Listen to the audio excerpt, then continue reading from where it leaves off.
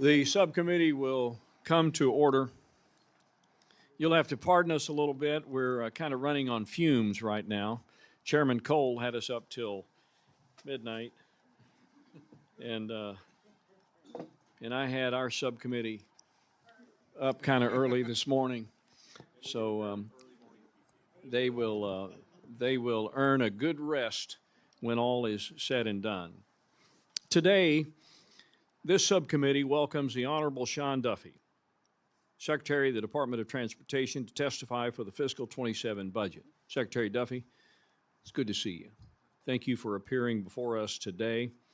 The President's request for DOT is $26.8 billion in discretionary budget authority for fiscal 27. This amount includes an increase for air traffic operations to continue efforts to hire controllers and other safety personnel, another installment for air traffic modernization, and new investments in ports, shipyards, and rail safety. We're going to hear a lot about that today.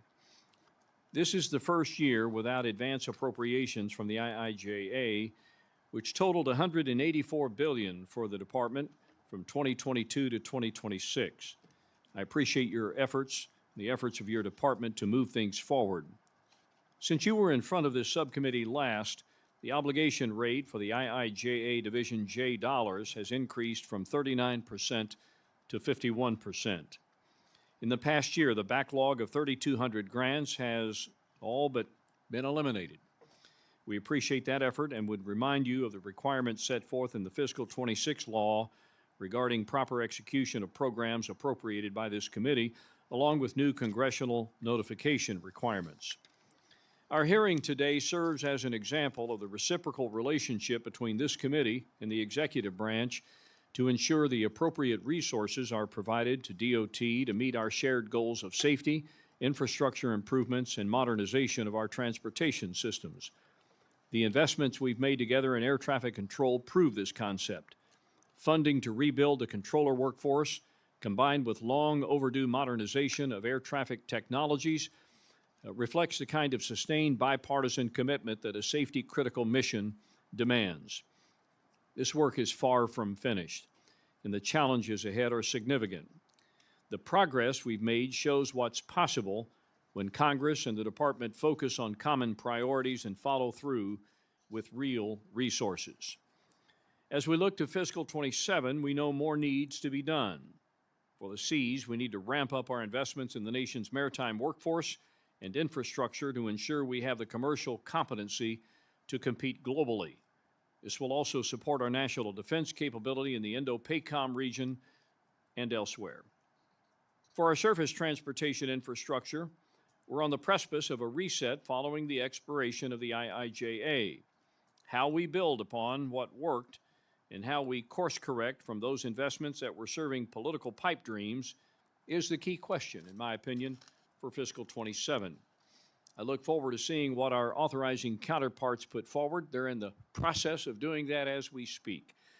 And we stand at the ready on the Appropriations Committee to cut the check when the time comes. I should be clear, however, that this committee has the sole jurisdiction on discretionary funding. Efforts to recreate the advance appropriations of the IIJA are ill-founded and not to be contemplated without the full involvement and deliberation of this committee. The invite remains, Mr. Secretary, to come down to Arkansas's 3rd District and see how the investments of your department are flowing into communities like mine. The department is a unique department in that way, as the impact of your work is seen in every single congressional district. As such, this committee enjoys a history of bipartisanship, and I look forward to continuing as we begin the fiscal 27 process. Speaking of which, I'd like now to recognize my dear friend and the ranking member of this subcommittee, Mr. Clyburn of South Carolina, for any opening remarks he prefers to make. I now recognize the gentleman from South Carolina for that purpose. Thank you very much, Mr. Chairman. Welcome back, Mr. Secretary. DOT's primary mission is to invest in solutions that improve transportation safety. This includes safer transportation in our skies, on our rails, in our ports, and over and under our bridges. According to the American Road and Transportation Builders Association, there are more than 9,500 bridges across my home state of South Carolina, and more than 2,130 of them are in disrepair. To make matters worse, nearly 600 bridges are structurally deficient, a number that has grown over the last 3 years. As you might be aware, South Carolina is the fastest growing state in the nation. This means that as we welcome more people and businesses, there will be more wear and tear on our roads and bridges. At the same time, South Carolina ranks among the highest for fatalities on our highways.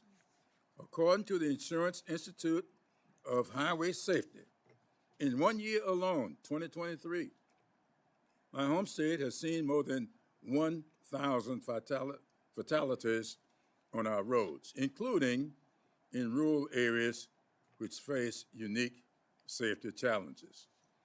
And this is not unique to South Carolina. In fact, the American Society of Civil Engineering gives the United States infrastructure a C grade, although an improvement from C minus, which it was before. It is in part attributable to the major investments enacted by this body. The bipartisan infrastructure law made a historic 5-year investment in our nation's transportation systems. Whether it is helping to repair deficient bridges or improve our ports, these investments are intended to enhance safety, employ American businesses, put more people to work, and create new private-public partnerships.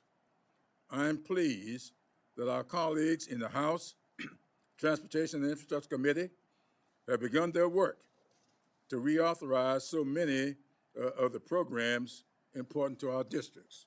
However, I am concerned that this committee, is not at the table to support another tranche of much-needed supplemental advance appropriations.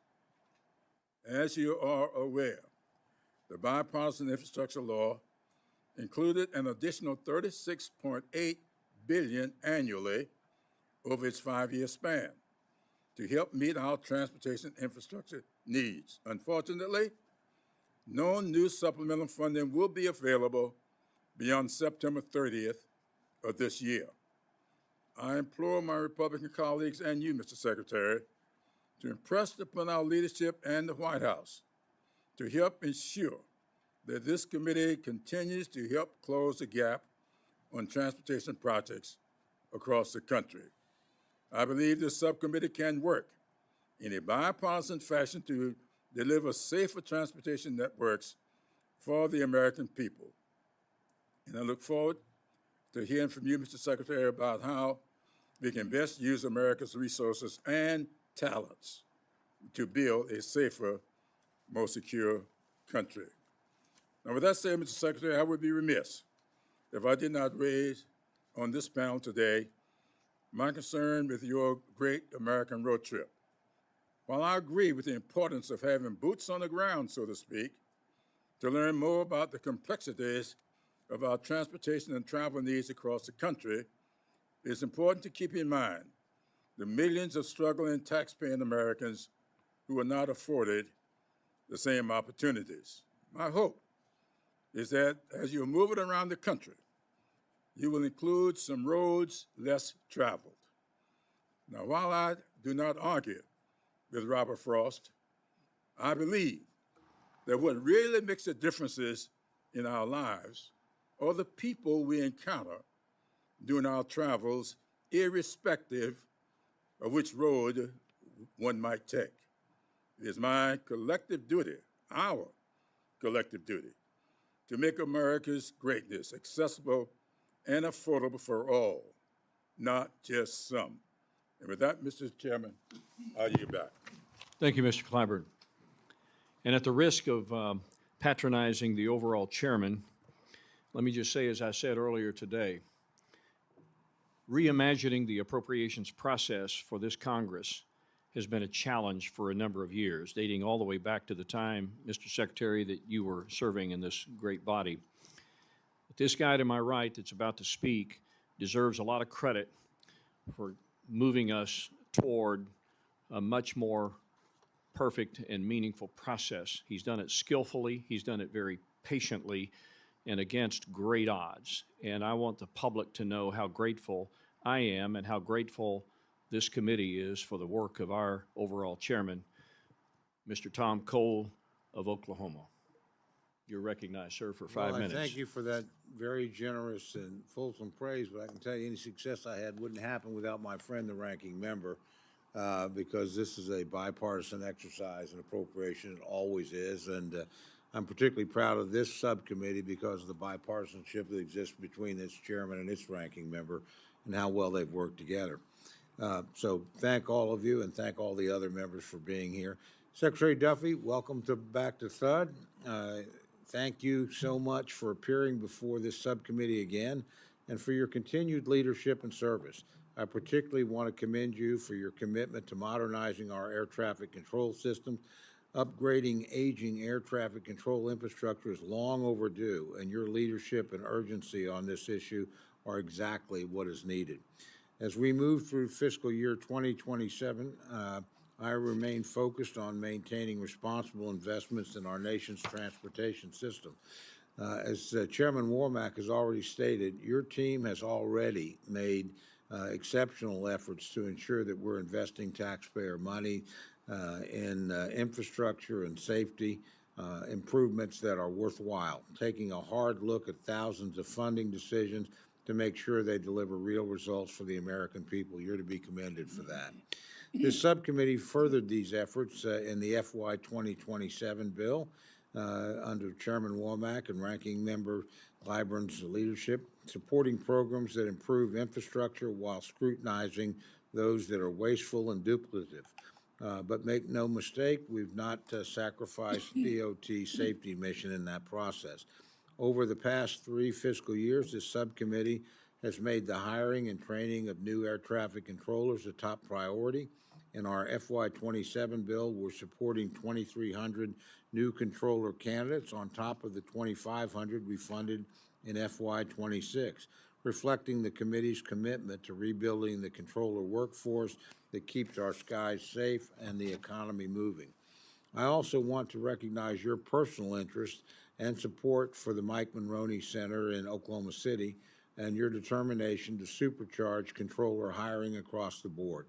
That attention has made a real difference, and it reflects a genuine understanding of what this facility means to the safety of our entire aviation system. We have the land, the facilities, world-class staff in Oklahoma City to ensure that controllers receive in-person, focused, and state-of-the-art training. I'll continue to fight for the funding that this center needs to modernize and expand, and I'll frankly push back any efforts to decentralize or weaken what we've built there. This commitment extends beyond controllers alone. Aviation safety depends on a full complement of qualified safety personnel across the FAA. I will also reiterate my steadfast commitment to prioritize investments in tribal and rural areas, and the FY27 bill under Mr. Womack's leadership demonstrates that commitment.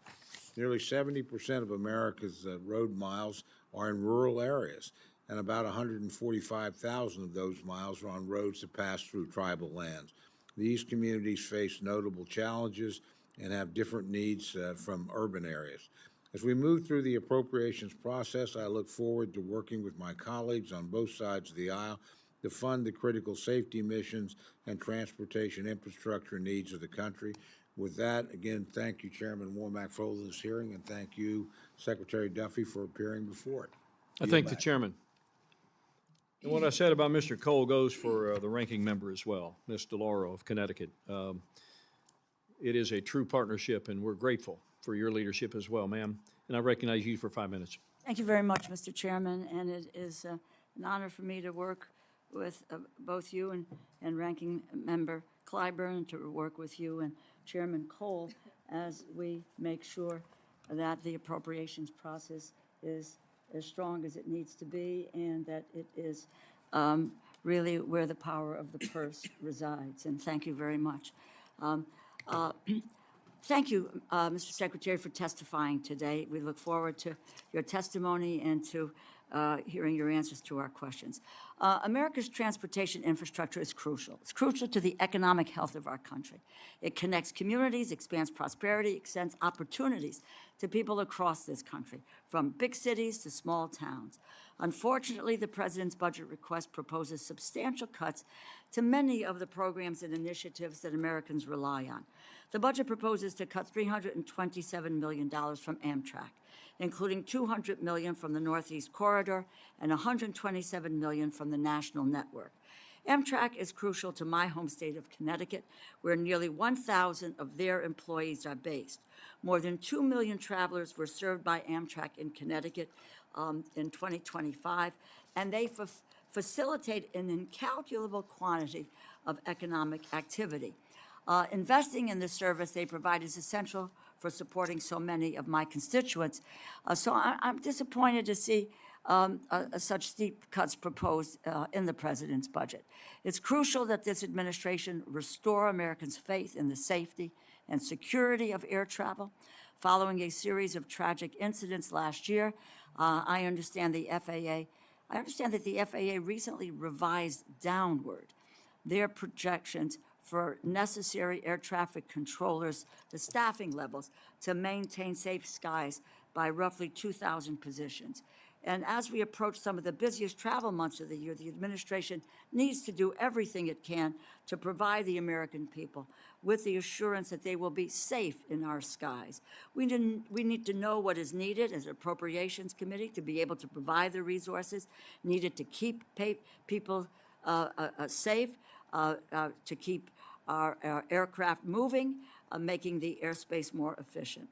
The American people are struggling every day with the rising cost of living, and robust transportation infrastructure is key to connecting people with the well-paying jobs that they need to stay afloat. Transportation, I think we all concur, is an economic engine, and our investment in it must meet the needs that the American people face. So, Secretary Duffy, I look forward to your testimony today, and I look forward to the interaction with our questions and answers. Thank you, and I yield back. Thank you. Mr. Duffy, your full written statement will be included in the record. And at this time, I recognize you for 5 minutes to summarize your remarks. Chairman Womack, Chairman Cole, Chairman Rogers as well, Ranking Member Clyburn, and DeLauro, thank you for having me. It's good to be back in the House. It's great to have such wonderful attendance, even though you guys are supposed to be gassed. You're all here. It's great for me. I hope today we do have a chance to talk about what Mr. Clyburn mentioned about the bridges. It's an issue. And he also mentioned, and we all know this, that our infrastructure has a C rating. And I think as we sit here together, this is probably the most bipartisan place in this whole body. We all work together because there is not a Republican road or a Democrat bridge. There's not a Republican safe airport or a Democrat safe airport. We are all in this together as one American family, and doing this together, I think is critically important. And Chairman Cole, I would agree with you on tribal lands as well, making sure that is not forgotten in rural places like where I come from. The road less traveled is one that I have been on for a very long time. So to the committee, thank you for having me. And again, it's good to be back in the House. For the past 16 months, with your support, the Department of Transportation has been hard at work delivering wins for the American people. We have a once-in-a-generation opportunity to revitalize the critical infrastructure that millions of Americans rely on every single day.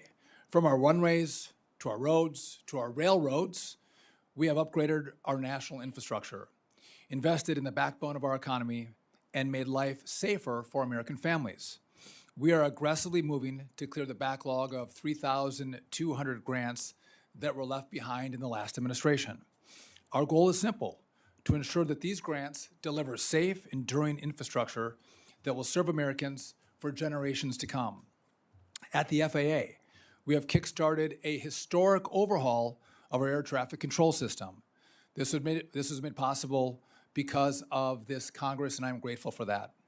Thanks to the Working Families Tax Cut Act, we received $12.5 billion as a down payment to begin deploying state-of-the-art equipment across our airports and NAS, and that work is underway. We replaced 50% of legacy copper wiring, converted 278 radio sites, installed 58 new surface awareness systems, and transitioned 17 towers to electronic flight strips. But technology is nothing without people. We need the people, our air traffic controllers. So since March, we've hired a record-breaking 2,400 air traffic controllers. And we had an innovative gamer campaign. We realized at the academy, as we surveyed the students, out of 250 surveyed, all of them but 3 are gamers. And so we made a pitch to the gamers. By the way, they have multiple screens. They're problem solving and they're talking at the same time. We received over 12,000 applications in 24 hours to be an air traffic controller. It was quite historic. We smashed the old records. It was a great ad campaign. But it is truly bringing in the best and the brightest who want to serve their country and they're concerned about safety. And I think these are the young men and women we're bringing into this field that is so important. We're also restoring integrity and safety to the American trucking industry. It was a policy of the last administration to allow for unqualified foreign drivers to get behind the wheel of a truck. Those days are no more. We just saw an incident in California a couple days ago, maybe it was yesterday. I think we all have to work together to have the right policy in place to make sure that our roads are safe. And what should that policy look like? I have my ideas on what we need to do together. We've worked with states to cancel 28,000 illegally issued licenses for unqualified foreign drivers, and we're holding some states that aren't cooperating accountable. We all need to follow the same rules. We've also knocked more than 20,000 drivers out of service for failing to meet basic requirements, like reading our road signs or being able to communicate with law enforcement. These changes aren't just keeping you and your family safe on the road, they have added benefits to boosting wages for the great American truckers who serve our communities every single day. Our commitment to historic safety standards is already delivering historic results. In 2025, we successfully reduced roadway deaths by 6.7% across the nation. Mr. Clyburn, I'd be happy to talk to you more about what's happening in South Carolina, but the numbers nationally have come down, and that is a good thing. This is the 5th largest drop in roadway deaths in the history of DOT. So we're making progress. We have a long way to go. We're at 36,000 plus deaths a year, still way too many, but we're making progress. We're going in the right direction. We're working on our Freedom to Drive initiative, working on bottlenecks across the country, making sure we can alleviate traffic snares. I'm going to try to move through this quickly, but I want to talk about what we're doing collaboratively with states to finally make transit safe and clean and dependable. I'm a Republican, and I recognize that our states do not work, our cities don't work if we don't have good transit systems. But I do think we should expect from those systems that they are clean, that they're safe, that people want to ride them. You should have your 16-year-old daughter should be able to take the subway or the transit system at 7 o'clock at night on a Saturday. And if we don't hit that standard, we have work to do together to make sure the bar is high for us, to make sure that people want to ride and they can safely ride, because a lot of people can't afford to ride other forms of transportation. So I think we owe it to our fellow brothers and sisters. I would like to just mention before I turn it back to you, Mr. Chairman, I would at one point like to talk about the Merchant Marine Academy. For those of you who've been there, that's wonderful. If you haven't been, I'd ask you to go. These are some of the most amazing young men and women, have such great heart. And their academy was built in the 1940s, after World War II. And it's, as a service academy, as Americans, I don't think our young men and women deserve to have the buildings, the heating systems, the lack of dishwashers. I believe that either we have to invest in this academy and in these young people, or I love that I have it and you have it on this committee, but if we're not going to make the investments, you got to shut it down. Maybe you got to give it to the Navy, and I don't want you to do that, but we can't let these kids, American men and women in this academy, have this kind of infrastructure. We can't, and because we let it go for so long, it's going to take a lot of money. And that's the decision that you all have to make, but I'll plead with you, because if you haven't been there, go see it and talk to the midshipmen, and you'll be heartened to see the men and women that want to serve this country and be mariners. So I've gone way over, Mr. Chairman. I apologize for that. Looking forward to your questions, and thanks for having me again. Thank you, Mr. Secretary. And on the subject of the Merchant Marine Academy, there's a couple of kids from my hometown in Rogers that will be incoming freshmen, class of 2030. So you have my commitment to visit the Merchant Marine Academy. Thank you. We owe that to you. We have typically start with the leadership of the subcommittee, but today I'm going to yield first to Mr. Shreve of Indiana. He is performing double duty today. Not only is he a member of this subcommittee, but he's also engaged in the markup on T&I on the Surface Transportation Bill. And so at this time, I'm going to recognize Mr. Shreve for any questions he may have. You're recognized for 5 minutes, sir. Mr. Chairman, thank you very much. I appreciate this privilege, Mr. Secretary. Thank you for appearing before us. Thank you for spending some time in my state looking at a bridge project and many other things. I am the newest member of this subcommittee, so this is a particular privilege. And I serve on T&I, where we're obviously wrestling with the surface reauthorization today. And so there's a lot going on 2 floors down. I'm looking at this as a new member, but through the lens of both the appropriator and an authorizer. I am from Indianapolis, where we met last time. My district runs south and east. Our motto back home is we're the crossroads of America, and that's not just a slogan. Indianapolis, my district, includes material portions of I-65, I-70, I-74, I-69. I've got parts of I-465. We're a major short line rail state. We're talking a little bit about rail safety today and beyond, 2 floors down. The Indianapolis International Airport's in my district. It is the top-ranked mid-sized airport in our country, and it's the home to the 2nd largest FedEx air hub. So there's my pitch for Indiana's 6th district. Hoosiers know how to move freight, and we also know what happens when the system fails. In recent years, Hoosier families have suffered tragedies involving commercial drivers who should not have been behind the wheel of 80,000-pound rigs. Secretary Duffy, you have taken steps at your department, including stronger English language enforcement for commercial drivers and broader push to remove unsafe drivers from our highways. I want to focus on what our Congress can do to help you finish the job. Our protections are only as strong as the systems we rely upon. That's why I'm co-leading legislation to modernize DHS's SAVE system, so immigration status checks to non-domiciled CDLs come back currently and quickly. Indiana has been cracking down. Since April 1st, just since April 1st, our state has revoked 1,800 non-domiciled CDLs.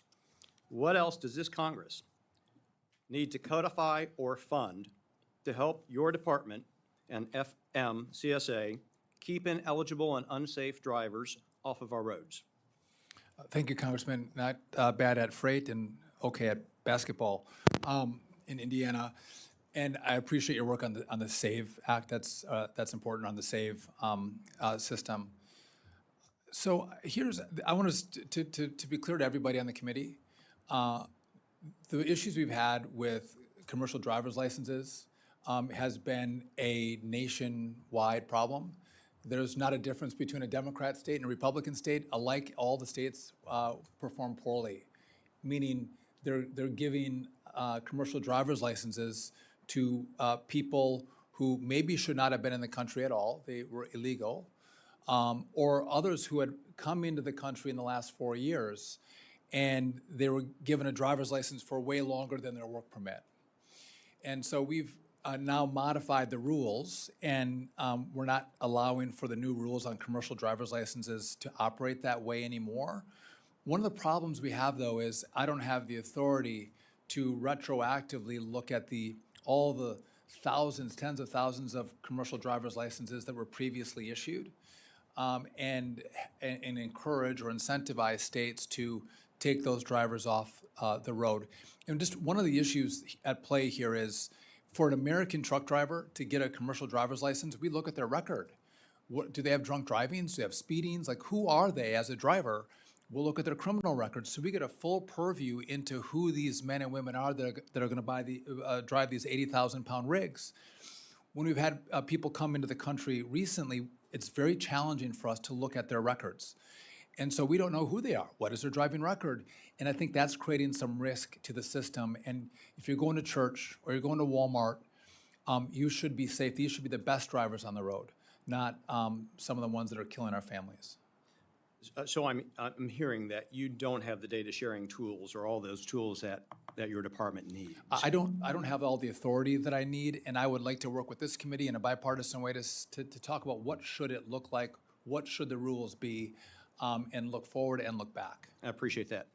Can I mention one other thing? We just launched the MODIS system, where we have a lot of these chameleon carriers, and they are, you'll have one address that has 100 or 150 trucking companies at one PO box or one address. And just, you guys see this across the spectrum. The technology's old. Yeah. And we have a hard time dissecting all the information. So MODIS has come out, a new software system that's allowing us to actually have purview. You can't have 100 or 10 or 5 trucking companies from in one PO box. That'll be a sign of fraud. We should also have a conversation of, do we want foreign operators in Eastern Europe or somewhere else to own trucking companies in the U.S. and have 100 trucking companies? We're seeing some fraud with that as well. We could work together on tighten up those rules that will drive the safety and reduce fraud. Mr. Secretary, I would love to delve deeper into the problem of chameleon carriers, but I so appreciate your indulgence, Mr. Chairman, and I yield back. Thank you, Mr. Shreve. I'll recognize myself now for 5 minutes. Mr. Secretary, the 26 THUD bill requires build awards to be based solely on the selection criteria in statute. That criteria include the extent to which a project improves safety, quality of life, economic competitiveness, state of good repair, and cost effectiveness. Your FY26 build NOFO issued in December includes project labor agreements as part of the economic competitiveness consideration for applicants. But I want to talk about that for just a minute, because I think every state that has, and my staff can correct me if I'm wrong, every state that has an anti-PLA law is represented on this Appropriations Committee. So can you walk the committee through your rationale to add PLA preferences back into the NOFO? So the PLA's option is in there, but I believe there's 10 criteria. So a state like Arkansas would not be penalized at all if you're one of the 22 states that don't allow for PLAs. There's no penalty to your state in access to the built grants. It's one of 10 factors that can be considered in the process. So it's not exclusionary at all. What specific analyses or procurement reviews or economic calculations has the department conducted to evaluate whether a PLA preference makes are economically competitive? Can you help me understand what background you have to make those determinations? Well, we'll look at we'll ask for data to be submitted, information to be submitted, but we isn't this, we want good projects. And projects that we're not going to spend just a lot of money on to spend money. We want the deliverable. And does it make economic sense as well? And so we'll ask for information from the project sponsor, and then we'll analyze that. And I'm not to shock anybody, but sometimes people fudge information to us, and we have to go through and suss out the truth of the information that was submitted to make a determination. Well, I asked the question only because we want to make sure that non-union states, like my state of Arkansas, can remain competitive, and it's good to know that they're not going to be punished for having those types of prohibitions. Finally, as you know, I've championed funding to address the chronic shortage of safe parking for American truckers. Our 27 bill made another installment in this priority. The trucking industry, state DOTs, and local communities are watching closely to see how the department moves on these grants. This is not a single agency problem. It crosses the Federal Highways Infrastructure Portfolio and the Federal Motor Carrier Safety Administration's Safety and Hours of Service mission. It's not just a convenience issue. Tired drivers who cannot find a legal, safe place to stop are a safety hazard. And you don't have to drive America's interstates, particularly at sundown, to understand where these truckers are finding some relief. They're on our exit ramps and entry ramps. Can you provide us with an update on the implementation of this program, and specifically when you anticipate the release of a NOFO? Yeah, so first, I appreciate the committee's work in making sure. I believe it was $200 million for truck parking, and you're right. You go to a on-ramp or off-ramp on any freeway, at sundown, we have trucks pulled over. They're looking for places to park, sometimes spending upwards of an hour looking for a place to park, and it becomes a safety hazard and a safety risk for other drivers, but also for those commercial drivers. So I believe it's either this week or the start of next week that NOFO on the $200 million will come out.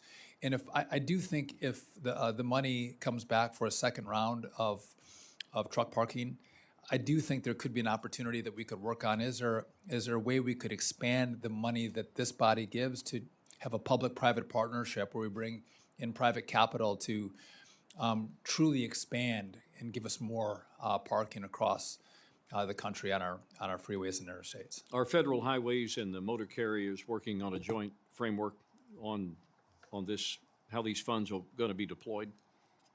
Well, OST is putting out the NOFO, and we've worked with all the modes, and we'll together work through the best applications.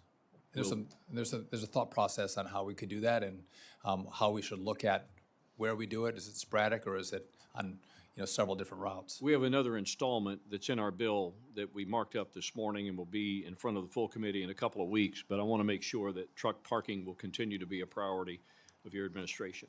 And I think we're going to ask for a quick turn off the NOFO so we can make determinations and get those dollars out relatively quickly. I thank the gentleman. Thank you. Mr. Clyburn. Thank you very much, Mr. Chairman. Mr. Secretary, I've got a safety question that is a two-parter, one involving manpower, the other methods. The first one is, we've spent, $96 million to hire new air traffic controllers. And I understand that there's been a sort of a new supercharged hiring process that is being undertaken, but it's been called to my attention that the NATCA, the Air Traffic Control Union, is not involved in this process at all. Could you explain why the group representing the employed was not brought into this? That's a great question. Thank you, Congressman, for asking it. So just if you give me, I'll try to be quick. The historic level of staffing up till 2024 was the 1.87, which is what we've gone back to right now.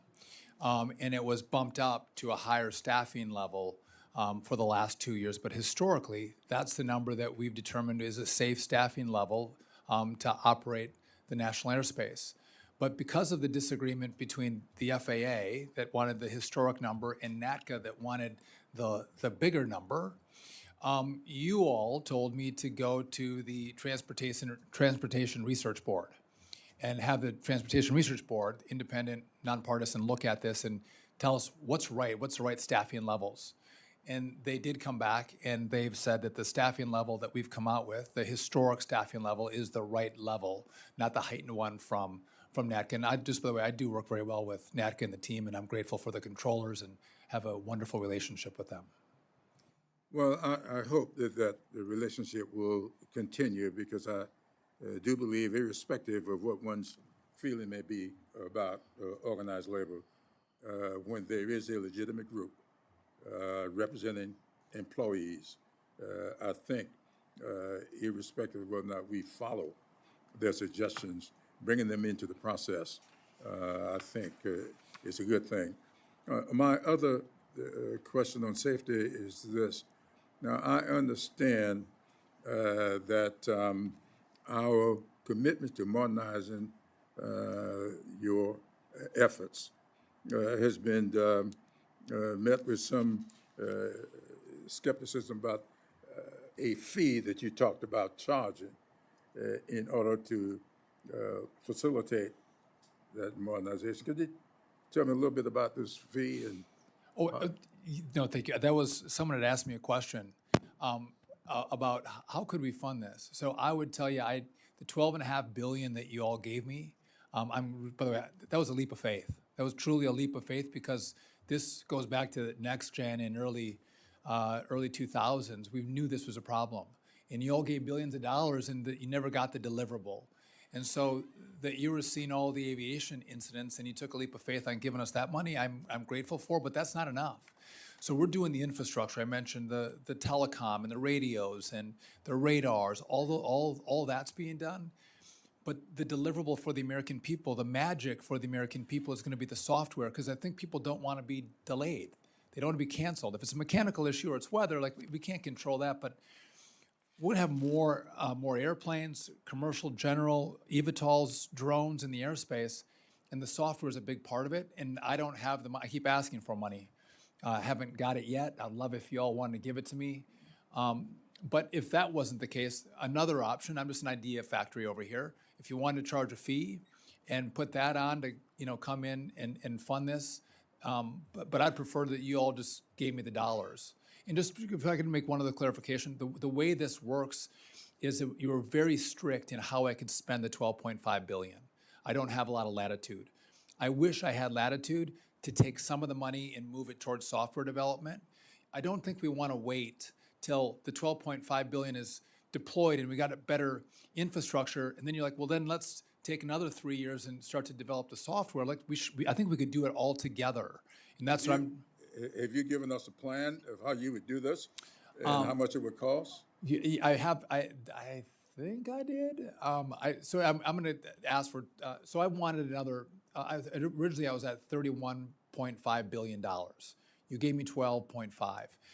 Well, everyone here has a problem with a tower in their community. Everyone calls me about their towers because they're really old. I took the tower money out now, and I'm asking for $10.2 billion. I think you all are going to give me money for towers in your own districts because everybody has a problem because it's really old. But the 10.2 gives us some money for the Chicago, the Chicago tower, and then gives us the money for the software that we're going to need. And I'd happy to. My time has expired, but I'd welcome to sit down or give your team a call please, on what we want to do. I'd like to know a little more about this fee. Sure. Thank you, Mr. Clyburn. got it. Mr. Cole. Thank you very much. And again, Mr. Secretary, as I said in my opening remark, we very much appreciate your focus on the Mike Monroney Center and getting a handle on this problem with the air traffic controllers, how many of them we have producing. I know that over many years, and we've gotten a high washout rate, which in some ways is reassuring because it means the standards are high and they're tough to meet. But I know you have a particular focus on trying to improve the student graduation rate. Could you tell me a little bit about what you're doing and what kind of success you're having in that regard? So you bring up a good point. The washout rate is about 30%, and we want a washout rate. We don't want everyone that gets into the academy to graduate because you need the best ones and the right ones. 30% is too high. And so we've had some unique set of problems where we lost some students last fall, and that's brought our washout rate back up because they count as a washout. But what has been the ad campaign to bring in excited young people to be controllers, coupled with the time frame, we've truncated the time frame that you can apply until you get a seat in the academy. It's 39 days. It was pushing a year before. And by the way, that was not an easy problem to grapple with. Probably one of the most difficult problems to grapple with. How do we truncate the time, get the physicals, get the testing, and get a spot in the academy? So that is still a work in progress, but it should be lower than 30%, but we had some unique problems in the fall. Couple of, and I'm sure you're aware of this, recently we had the FAA director, Mr. Bedford, out there, which was, I think, the first time we've had a visit in 7 or 8 years. Really appreciated the team. Very, very impressive group that you've assembled there. Could you talk a little bit about the importance when you're training of having literally direct trainers there with them, not trying to do all of this over the internet? Makes a big difference to have real instructors in a face-to-face relationship with students. So just to be clear, I did beat the administrator to the academy. I've been there early in my tenure. So, and it's a remarkable facility. And Oklahoma City is the hub, and they do an excellent job. But you do want hands-on, skilled training. This is not something that you do over the internet. We get experienced controllers, experienced professors to come in and give great instruction to the young men and women at the academy. And by the way, if anyone hasn't been to the academy, you should actually go and see the training facilities in Oklahoma City. It's quite remarkable. And one of the, and you know this, one of the issues that we have is the throughput through the academy. And you need to get the right professors in, the right former air traffic controllers in, so we can move students through the system. We've also offered students, because if you fall behind, you're taken out.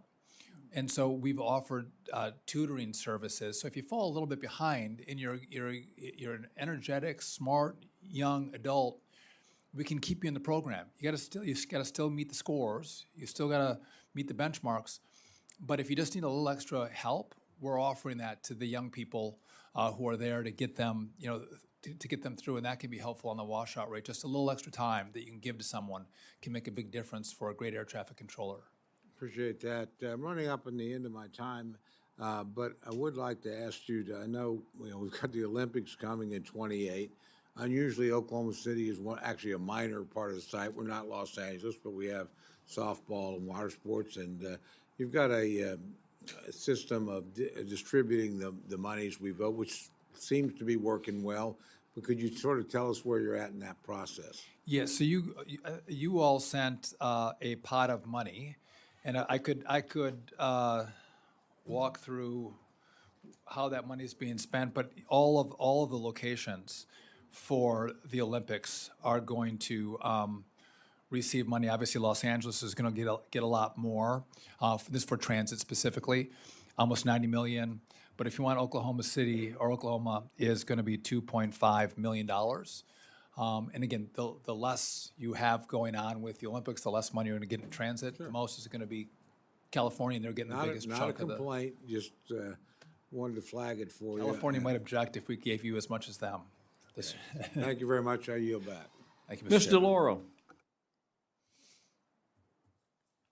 Thank you very much, Mr. Chairman. Mr. Secretary, I want to talk a little bit about rail, investments in rail, including Amtrak, critical importance to the economy, particularly to my constituents and those who live along the Northeast Corridor and rely on the service to connect them with their schools, with their jobs, including myself. I take Amtrak twice a week. And love it. So I know that the Northeast Corridor rail line is a service, it's a lifeline. It's $6 trillion to the economic region, which spans from 12 states from Virginia to Maine. The budget request that we received from the departments through OMB, in addition to that, we've historically received a grant request directly from Amtrak. This year, the Amtrak Board of Directors, which you are a member, has chosen not to submit its independent funding request to the Congress. I appreciate receiving the department's request, your views on this, But having the separate request from Amtrak in years past has been critical. It helps the committee to fully understand how best to provide the resources to meet Amtrak's needs. And while the chair of the subcommittee and I may disagree on the overall THUD bill that passed out of the subcommittee this morning, I want to say a thank you to Chairman Womack for including language that will make it a requirement for Amtrak to submit a funding request in the future. Your budget request, Mr. Secretary, $2.1 billion for Amtrak. It's a cut of $327 million from last year's funding levels. To what extent did the Federal Railroad Administration consult Amtrak when it developed the $2.1 billion estimate for fiscal year 2027? Well, Congresswoman, it's good to see you. If you recall, we started the ovarian cancer caucus together, which remember it was very well. and you have you. been a warrior on that issue, and I think America and those women who have ovarian cancer need someone like you to fight for them. So thank you for that. And if it's touched your life, someone in your life, you know how important it is, and this body needs to pay attention to it. So thank you for that. So we submit, as you know, there's a back and forth that we have with the administration, with OMB, and there are submissions that we make, and we work together and come up with a strategy and a set of numbers to submit to this body. But I would join you. I think that Amtrak is important. Our ridership is up. We're dynamically pricing, which as a business model, it's great. As a rider, it's not great because some of my prices go up when I'm traveling.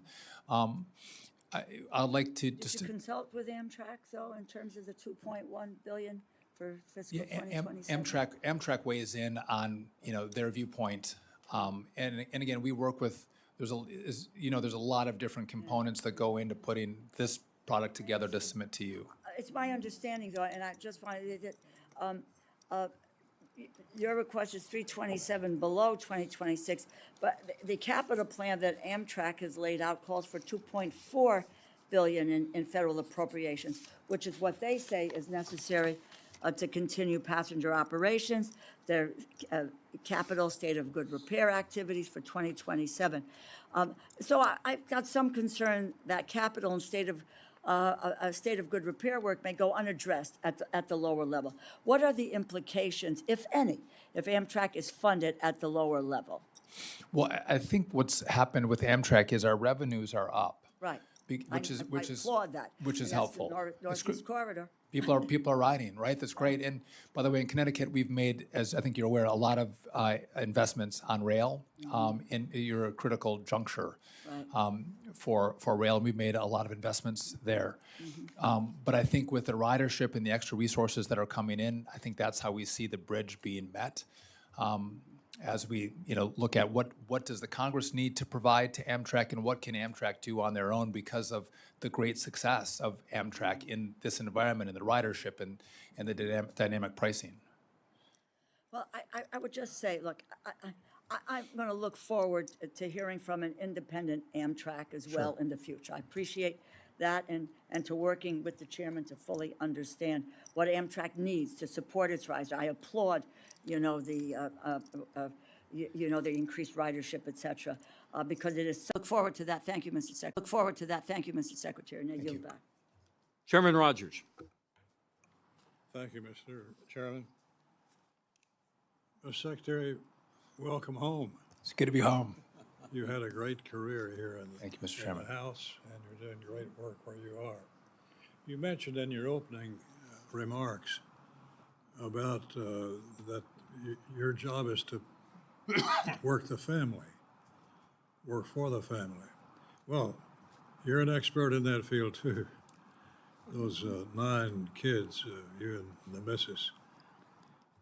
I want to talk to you about 2 things that matter enormously in my district. The first is the Appalachian Development Highway System, a program that's been a bipartisan commitment for over 50 years and remains unfinished. The corridors that still need to be built through some of the most economically isolated communities in America, and completing that system would be genuinely transformative, as we've seen in parts of the area so far. tell me where ADHS stands in the budget and whether the administration is committed to seeing it through. I should also say, I think I said, you're right. I know in South Carolina, there's a lot of projects, big projects, and the population has changed throughout the country. And how do we look to those changes that can accommodate the American people and make the investments in the right places? So I'll follow up with you on that project. Good, thank you. Yes. The second issue is emergency relief funds. Eastern Kentucky has been hit terribly, time and again, with hundreds of roads and bridges destroyed. We also know the relief program Is looking to those areas that have been hit hard by disaster.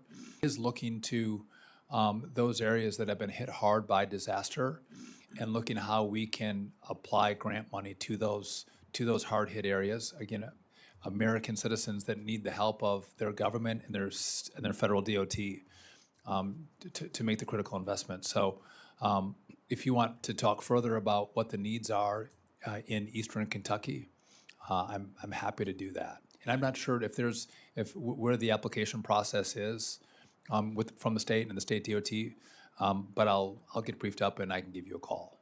Good, thank you. Good luck. Thank you. You're back. Ms. Watson-Coleman. Thank you very much. Thank you, Mr. Secretary, for your kind words about my retirement, and thank you for being here. Earlier this week, you were asked by Senator Gillibrand about the Gateway Tunnel project. And so this time you're going to hear from the other side of the Hudson about it. Your department notified the Gateway Development Commission, that it was reviewing the tunnel projects for civil rights violations. And on February the 9th, the Southern District of New York put an injunction so that the federal funds would continue to flow. Could you, first of all, do you appreciate how important this Gateway project is? Do you support it? So first, I will say congratulations, not just service in the House, but a long line of decades of government service. So thank you. And as I mentioned, you're going to, in an odd way, you're going to miss it. You're going to miss all the fights and the bickering and You're not going to good take all my times. time up I'm not, saying but I will- nice but- things to me. But I will tell you, well, you deserve nice things to be said. I do support. Yeah, this is, as I mentioned to the senator, this is the largest project in the Western Hemisphere. It's so vitally important. Yeah. You have no argument from me. What we have to also follow the law, and that's what the push was on the project. Yeah, I want to ask about that Sure. specifically. What is the status of the civil rights review? What were the reasons that it was even an issue?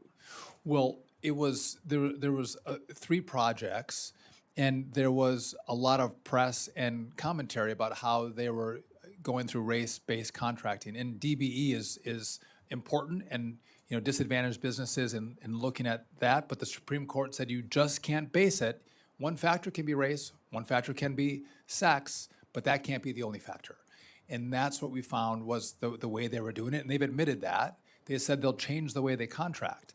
And so it's money's flowing to the project right now, but and they've agreed, like, no, we can't do it that way, and we won't do it that way. What is the status of the review right now? There's still pending litigation right now, and it's based on that review, and there's a couple factors at play, but we're going to be in a good place with the project. So I spent a good part of my career in civil rights enforcement. Yes. The whole development of recognizing and remediating the impact of prior discrimination, which is a legitimate responsibility of government when putting out taxpayers' money.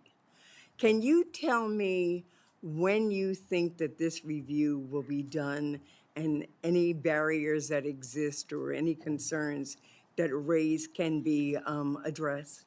So I would tell you that this is more of a litigation issue than now probably where we're at with in the process of the review. The project sponsors, Gateway, has been very cooperative at this point, and we're working through the finer details So can on I, that, thank you. but not long.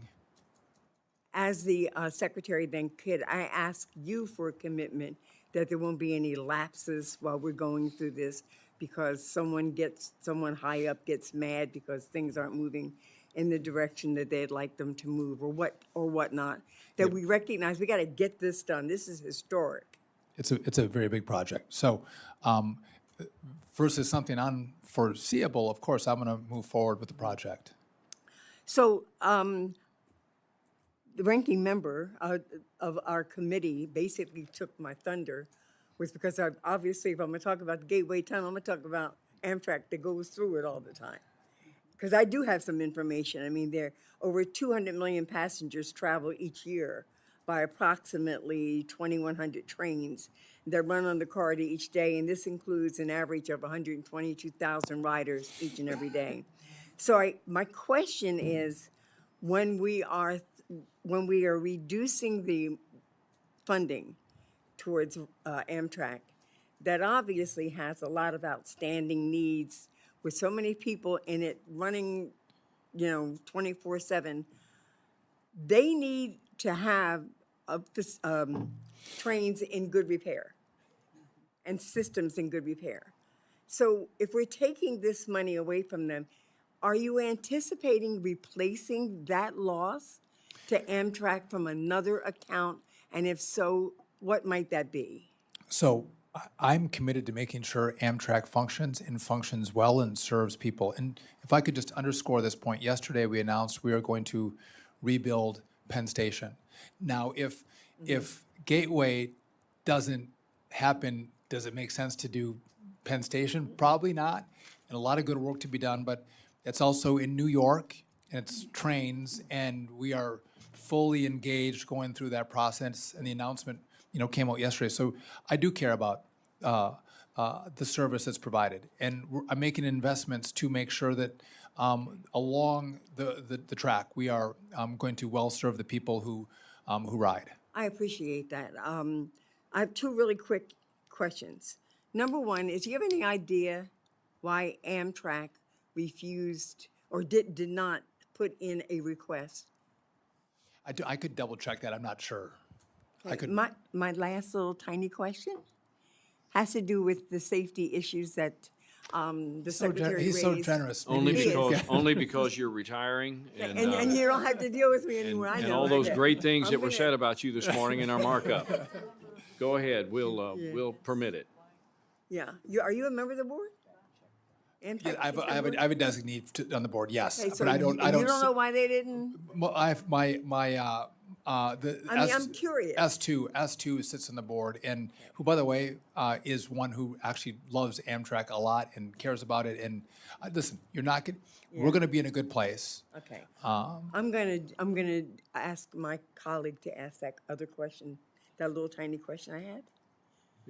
You're The safety, you're finished. Safety and security for licensing of commercial trucks. You refer to it as a problem that we're having, and you kept saying that, you kept implying that it was non-American folks that were responsible for this. Do you have data that supports that they're the only ones, and what percentage of it are immigrants that are Very driving quickly, these very trucks? quickly. We Thank got to you. move on. So yeah, Okay, can I get an answer?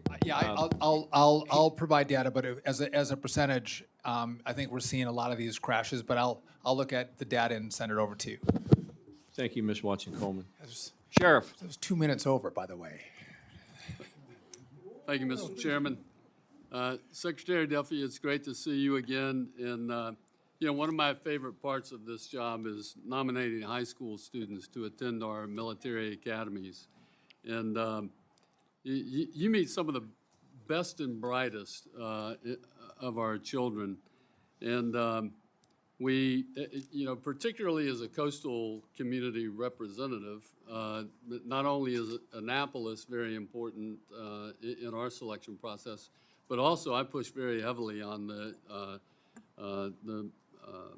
U.S. Merchant Marine Academy, which I was really glad to hear you bring that up, because I want to focus my questioning around our maritime industry and the needs there.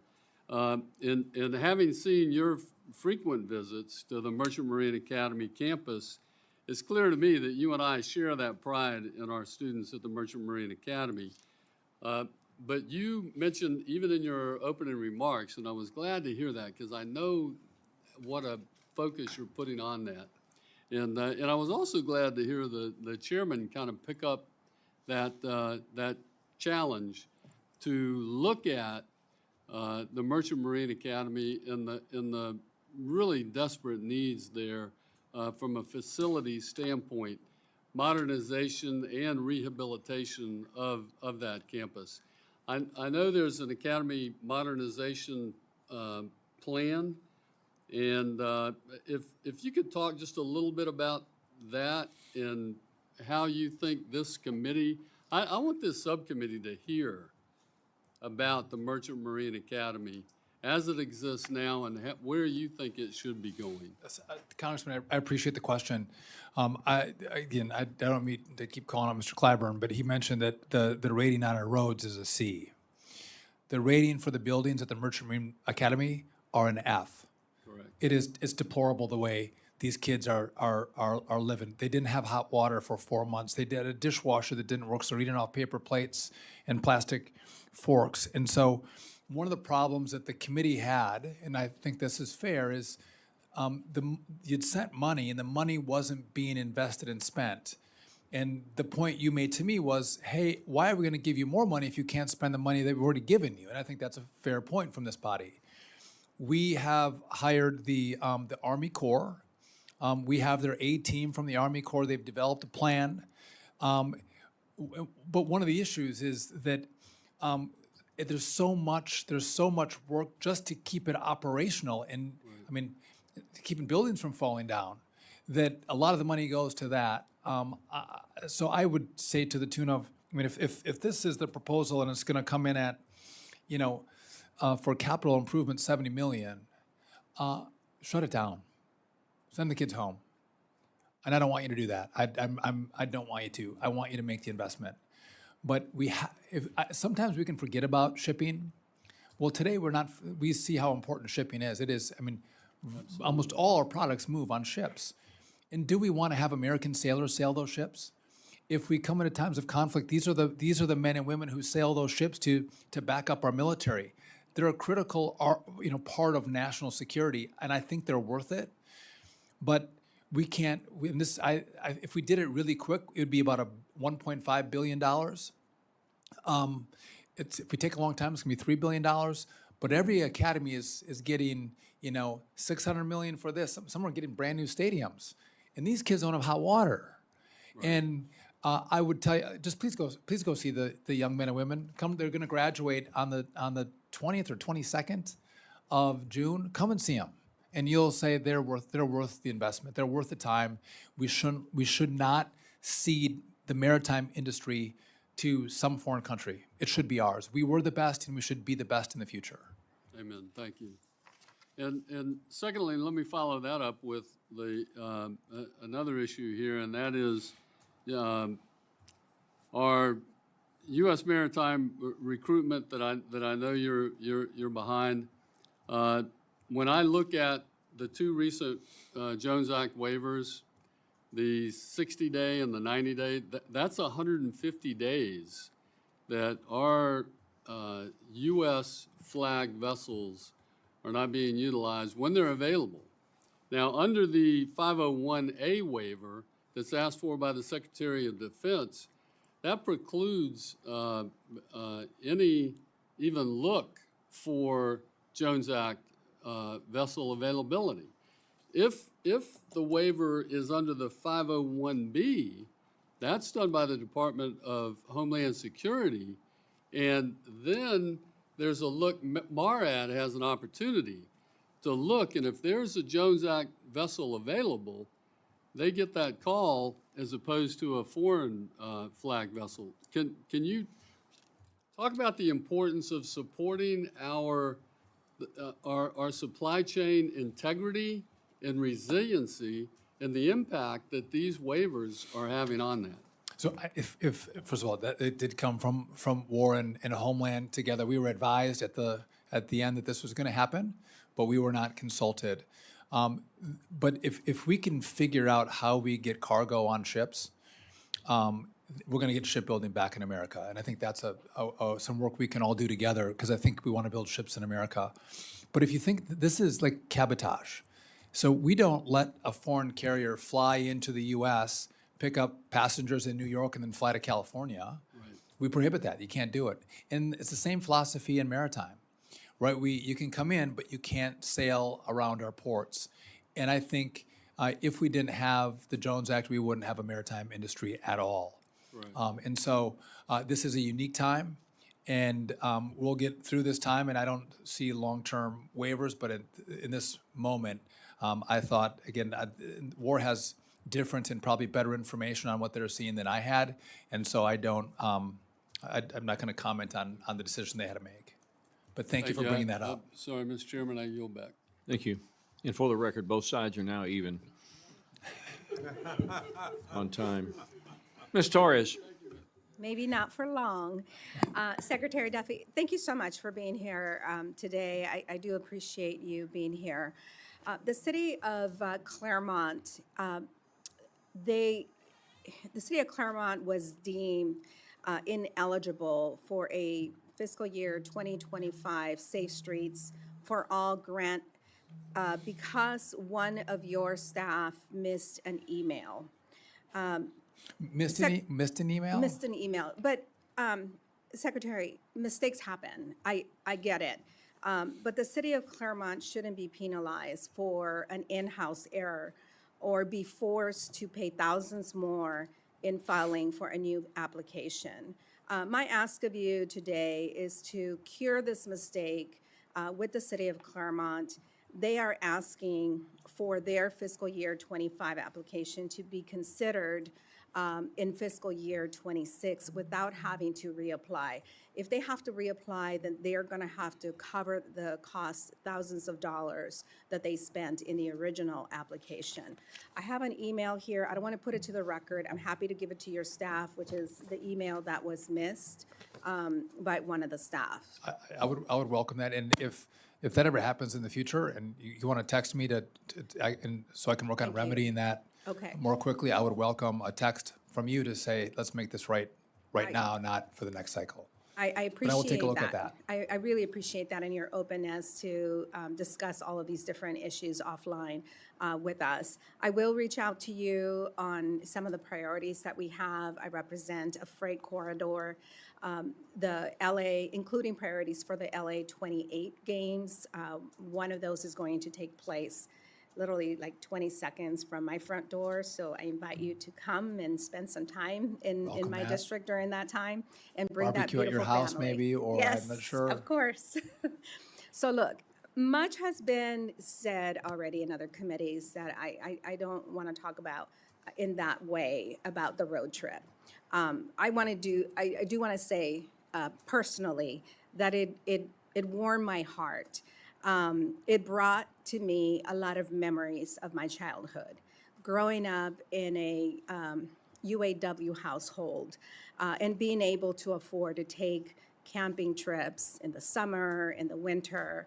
A road trip is a great way to show off our beautiful national parks, especially as we celebrate our 250th birthday.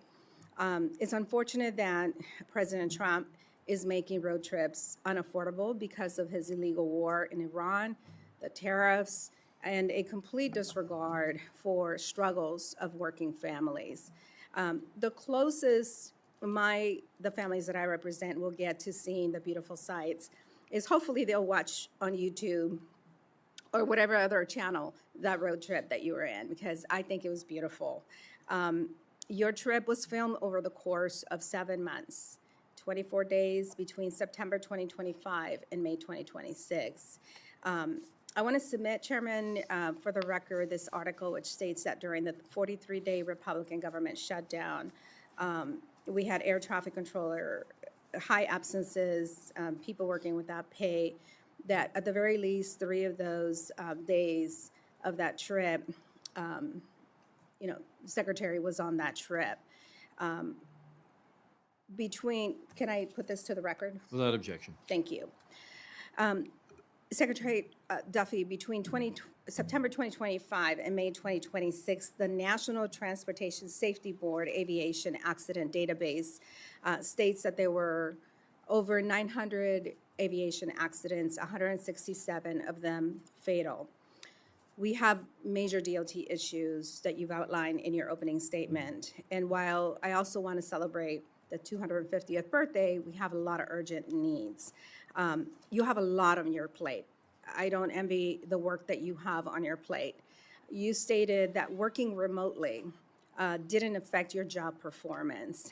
Being the Secretary of Transportation is a 24/7 job. My colleagues on the other side of the aisle were convulsing when the former Secretary of Transportation took parental leave when his twins were unfortunately ill and hospitalized.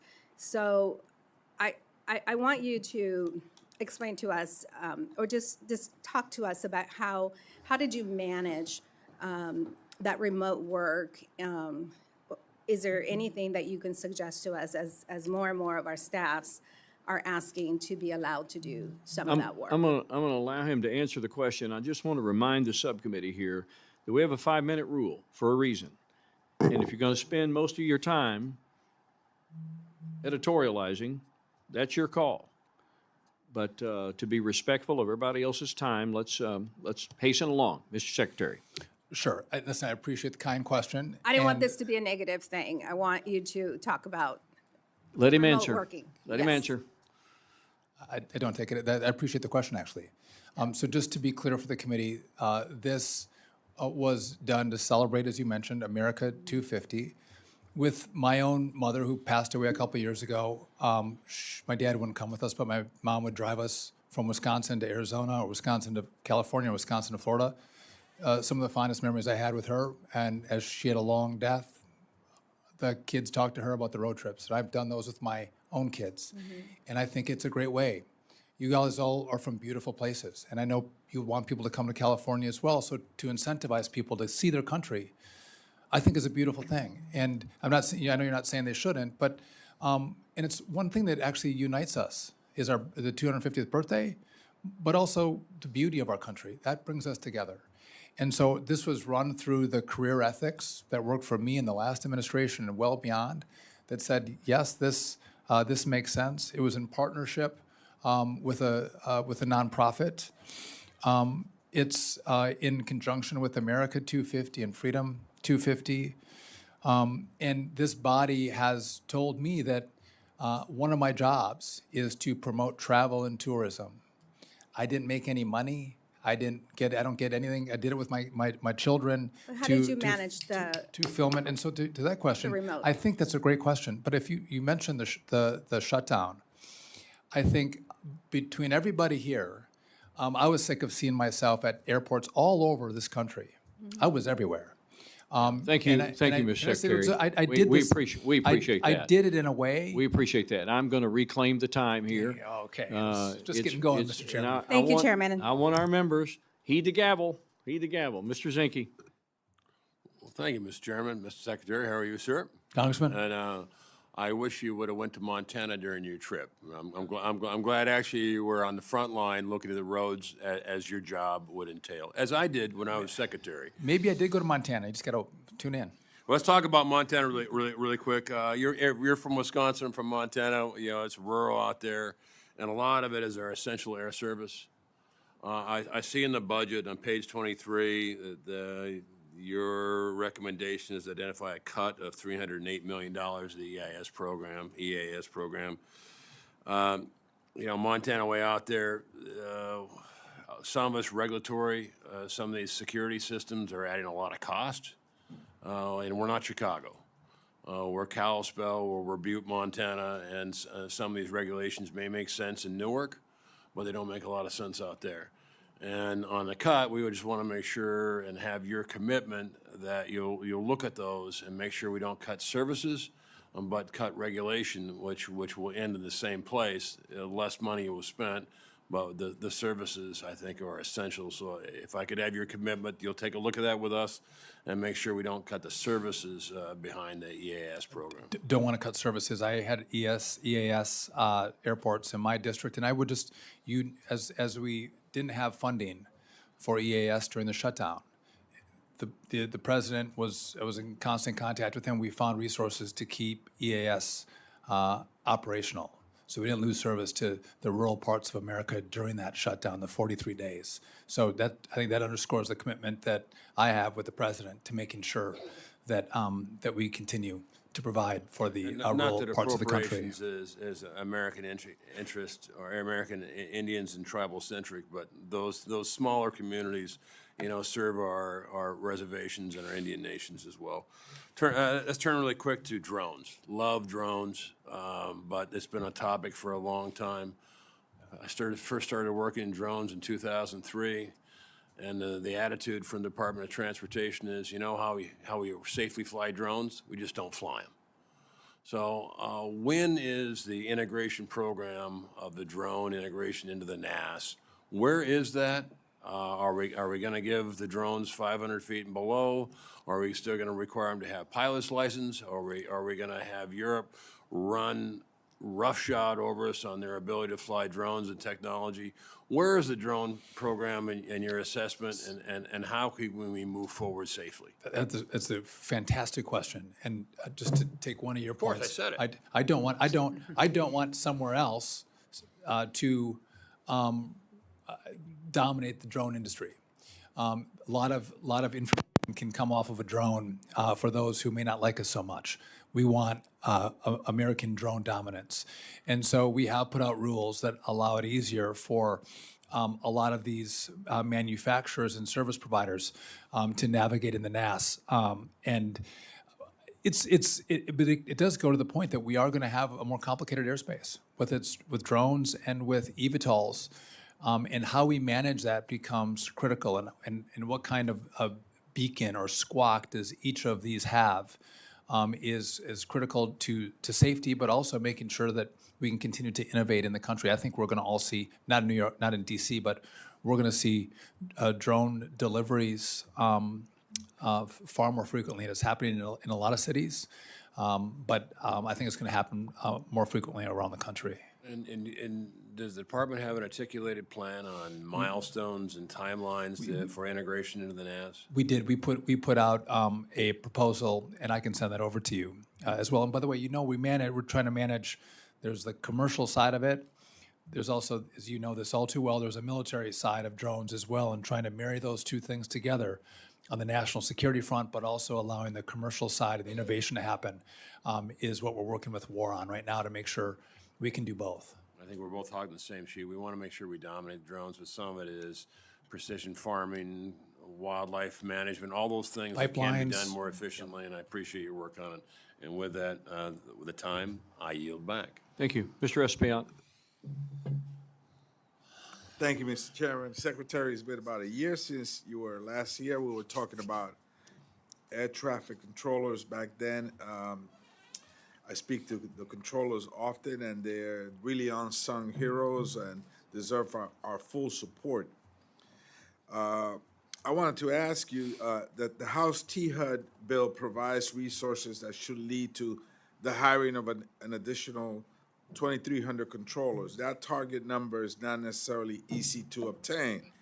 I know that we're investing in the academy, but every candidate cannot go up and down to Oklahoma. Anybody from Oklahoma here? But I'm proud of my work to design and establish the Charles B. Rangel Infrastructure Workforce Initiative at City College in New York, which brings young talent from Harlem, the Bronx, and the Heights into the trades and onto jobs like Gateway, Second Avenue subways. It had more than 1,000 enrollees last year. I want to know if there's room for this type of initiatives to also build the capacity for ATC candidates, and are you willing to work with us? We do have schools that we have a program where they can be trained in, and if you have a college or a school that would like to talk to us about how they could apply and make that happen, I would be I'd be happy to do that. Could I just make one other point on the controllers? One part is getting the controllers into the academy, and that's important, getting the right students into the academy. And I think I've told you this, but we are paying controllers who are of the age where they can retire. They're the most experienced controllers that we have. And I want them to stay. So we've offered them a 20% upfront cash bonus for every year they'll stay. I mean, again, new controllers are great, but they got to get trained up. If you have a controller that you already have the expertise, we don't want to lose them. And I've had, I think, at least 600 controllers have taken us up on that. And so we're trying to think of it through every different lens of keeping more in, and happy to work with you on the school that could bring more kids from Harlem into air traffic control. Thank you so much. Now, local hiring, our aspirations as members of Congress and representing our districts is that some of these projects like Gateway, Second Avenue Subway, my district, and of course, Penn Station, which was announced this week, that we have local hiring, that people from our communities, our constituencies get those opportunities. How are you guys committed to local hiring? I got to look at the policies and the NOFOs and the proposals. I think it's hard for a community when, to your point, you bring in an outside workforce from some far out place, instead of not just giving jobs, but giving training to people in your community where the projects happen. I think that's always best.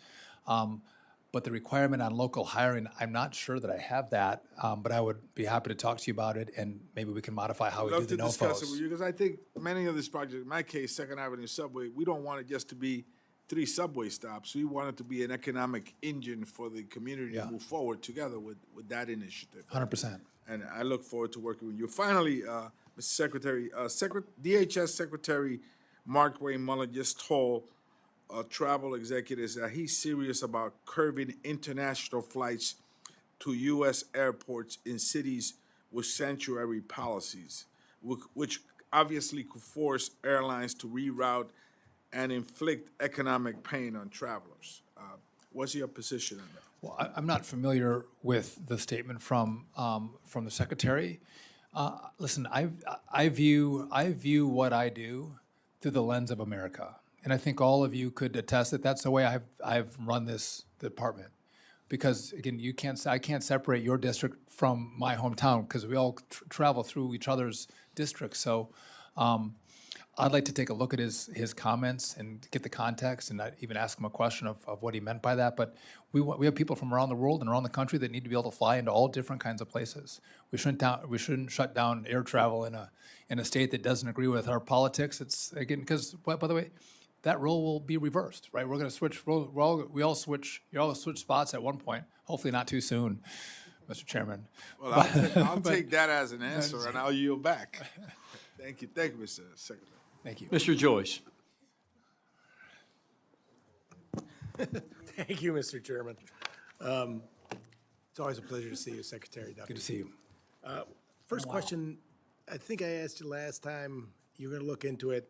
I'm going to bring it up again just to refresh your recollection, but it involves the Port Infrastructure Development Program, and they have substantial investments in your ports nationwide. But since fiscal year 2019, the funding of the Great Lakes, despite playing a critical role, obviously, in domestic manufacturing, energy, transportation, strategic material movement, and supply chain resilience, these ports are essential economic and national security assets, and the continued investment will help us for our long-term competitiveness and the livelihood of the region. As the department looks ahead to future PIDIP, I shortened that, PIDIP, awards and broader infrastructure investments, how can DOT better position Great Lake ports to compete for federal funding opportunities? And additionally, what opportunities do you see in which we could expand federal investment in the Great Lakes and inland systems to strengthen domestic supply chains, economic resilience, and long-term regional competitiveness? It'd be helpful to have a secretary who actually understood the Great Lakes, maybe lived on the Great Lakes, was near the Great Lakes. That's why you got that one.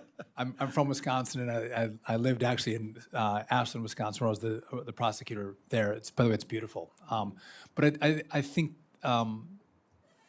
there's so many needs, and I think it's a competition between where are the biggest needs, where's the biggest bang for the buck.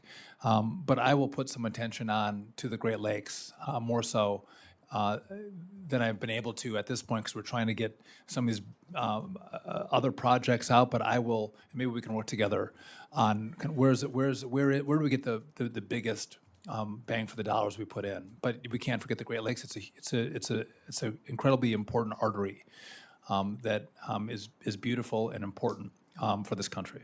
Thank you. And we just want to be competitive in the grant aware announcements. And if you can't get to it, I'm going to sick Marcy Captor on you. And Marcy is a storm when it comes to these things. It's great. Another question I have for you is, in the wake of the East Palestine derailment, rail safety and system resilience remain a major focus for communities surrounding my district and for Congress as a whole.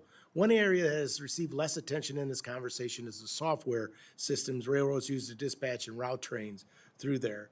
In 2024, the FRA stated there are currently no regulations supporting the oversight of train dispatching software. These computer-aided dispatch systems provide rail operators with real-time information on train locations, track occupancy, and such. Given the rail industry's growing reliance on these technologies, how is the department and the FRA evaluating the safety and resiliency of train dispatching software today? In the software, I don't have an answer for you right now, but I will take a look at that, and I could circle back to you with FRA.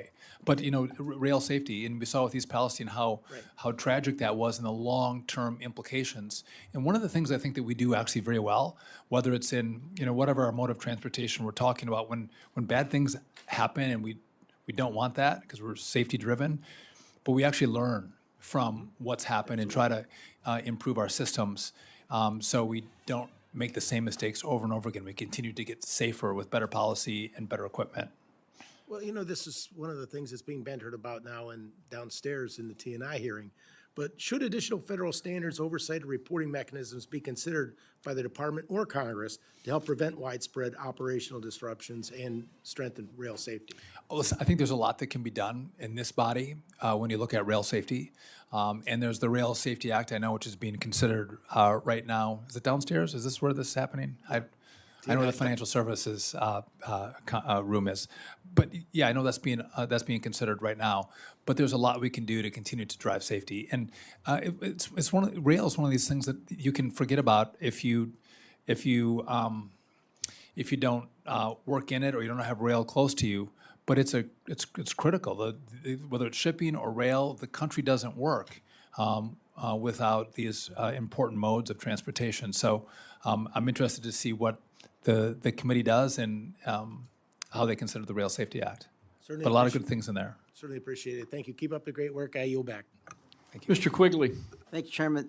Mr. Secretary, let's have a deal. Lightning round, 3 quick questions, 3 quick answers. Then we're done? All big, yeah, I'll write you a note. Okay. But you talk about big bang for your buck. O'Hare, busiest airport. Yep. Most flights transfer through there. You mentioned the tower there. Yep. Because that one tower is so understaffed, we got a runway that's barely used and it's brand new. How close are we to addressing that? So first, I can be kind of quick and not really quick because you're right. If you've been up in the tower, the airport is massive, and how that airport functions is a testament to the great controllers that we have. But I do, in the request that I'm going to make, again, you have 3 towers. I do think that if we get a new tower and we get better visibility, I think you're going to get better performance out of the airport. And again, as a Wisconsin guy from rural Wisconsin, it's one of the main arteries that we travel through. If you want to go see a Packer game, you got to go through O'Hare. So that's fine. But we just respect this so we can finish. We didn't get to the Bears this last year, which was challenging for us. It's been a long time. I'm with you. But look, we just got to get it staffed. The red line extension. And it's hard for Chicagoans not to see that as some degree of vindictiveness of holding it back. And it drives up costs and it puts risk. But I just put this in perspective. Big bang for your buck. Amtrak, 34 million riders a year. Chicago Transit Authority, 338 million. It means the world to the Southland to extend that. And these delays make it more and more expensive. Can we get through this and not have to have a court order to get the money continually going through there to extend? And vindictive, not. I've without even you asking me, we'll tell everyone you did ask me. But listen, I'm looking at O'Hare. I haven't had any issue with Chicago, but it was It's not how you. they were contracting. And we're in a good place now. Money's going, flowing to the project. What I would ask you, I think we do all have to work together. We do have to drive better safety. We do need better policies in place so riders are safe. And I think that's just good government. You'll get even more riders on your system. Let me just stop you for a second. Yeah. This week, I met with three bus drivers Yeah. who had been involved in crime scenes, and they were victims of this. And we talked about what CTA can do better. So I acknowledge that, but you don't help when you cut money. Instead, let's talk about changes in policies, but can you help us get more security? And, you know, it's a lot easier to meet in the middle where we don't all yell at each other. 100%. So let's keep talking on And that. just on that one, if I could just quickly, I don't want to be the one that cares the most about it. I think, you know, locally, if there's a lot of care, if we can talk on a plan on what you'll do on safety and then what you're going to need me to come on the back end and help you with, I'm all in. I don't want to fight Illinois on passed the anything. law where we're actually merging Metra, PACE, CTA functions. And, you know, we'll get there, and they're going to have a security force. So that's part of meet in the middle. To keep us on track, the interchange, everything being biggest and best there, Interstate 294 and Interstates 290, 88, this matters to the whole country because all the freight runs through this. Largest freight corridor in the United States. And obviously the improvements that are necessary there. This funding has not been obligated yet, and the delays are impacting IDOT's ability to move forward with Phase 2 of the project. So for my friends in Indiana and Ohio and Iowa and Wisconsin, this is where everybody goes through. So if you don't have it now, if you could get back to us What on how we was can what was that again? What's the It's the interchange of Interstate 294 and Interstates 290, 88 in the Chicago region, the most congested freight interchange in the United States, according to the American Transport Research Institute. IDOT was awarded a 95.6 federal mega contract in 2024 for the interchange project. Okay, I have a list of If all you the. could look into that. I will, because I have all the list of grants that have not gone yet. Okay. And I don't have that one on, so I'd welcome Very good. that follow-up. Let us know, and we return the time. We'll work with your team. That was rapid fire. Thank you. Mr. Strong. Thank you, Chairman Womack, Ranking Member Clyburn. Mr. Secretary, I congratulate you. I noticed we had Chairman Cole here, Chairman Rogers, Ranking Member DeLauro. I mean, you bring all the heavyweights in here. Everybody likes to see the Secretary of Transportation, and I think everybody's been very good on this dais. I think we ought to all get extra project for each one of us, but that's just my opinion. Secretary Duffy, thank you for being here today. It's good to see you again. Also glad to see members of your staff that have joined us today. I know it's a hard job what they do. I appreciate your commitment to the American people and making the effort to see America's transportation industry firsthand, meeting with civil servants and specialists to keep this country running. I would be proud to host you in Rocket City, USA, Alabama's 5th Congressional District. Feel free to bring the wife and kids. We'll take you to Space Camp and the U.S. Space and Rocket Center, and I know you'll have a great time there. You start looking at the district, the work building up to our nation's infrastructure modernization and aviation systems and ensuring federal dollars deliver real results for taxpayers. My district in North Alabama is home to Redstone Arsenal, where more than 45,000 people commute through the gates every day, making it the single largest employment site in the state of Alabama. Secretary Duffy, before thousands of Redstone civil servants, contractors, and service members can get on this base to carry out those critical missions, many face severe traffic congestion and infrastructure constraints surrounding the installation. These transportation bottlenecks do more than create commuter frustration. They affect operational efficiency and create vulnerability around facilities essential to our national security. My district has seen firsthand how transportation investments directly affect economic growth, innovation, and national security. I'd like to thank Chairman Womack for including $350 million in the BUILD grant funding for direct investment in high-growth areas, including the Huntsville metropolitan area. I served 26 years in local government, and I'm just telling you, I saw firsthand what these grants can do in local government. serving as the chairman of the Madison County Commission, at that time the third largest county in the state of Alabama, now the second largest county. As the department evaluates build discretionary grant applications for projects like road widening, congestion relief, and capacity improvements, how will you implement target investments in high-growth areas like Huntsville? And are you taking into account factors such as proximity to key national security assets in high-growth areas? So first off, I had NASA for a great 4 months, and I was going to go to take my kids to space camp, and I never did.